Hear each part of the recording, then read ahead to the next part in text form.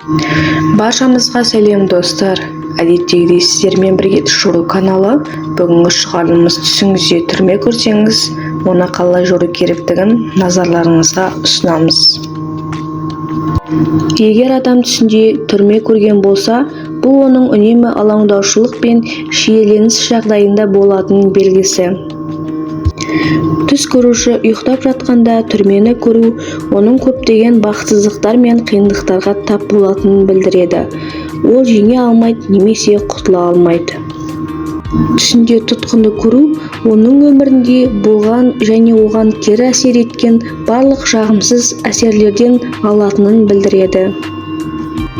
Түс көруші ұйықтап жатқанда түрмені көру оның өміріндегі болатын оң өзгерістерді білдіреді және бұның бүкіл өміріндегі бағытын жақсы жаққа өзгертуге себеп болады. Жалғыз әйел үшін түсінде түрмені көру оның өзі өмір сүріп жатқан қоғамның дәстүрінен арылып, одан азат болғысы келетінін көрсетеді. Түсінде түрмеде отырған қызды көріп, өзін бақытты сезіну, оның армандаған және қалаған өмірін бірге өткізетін бай жігітке үйленуінің жақындап қалғанын белгісі.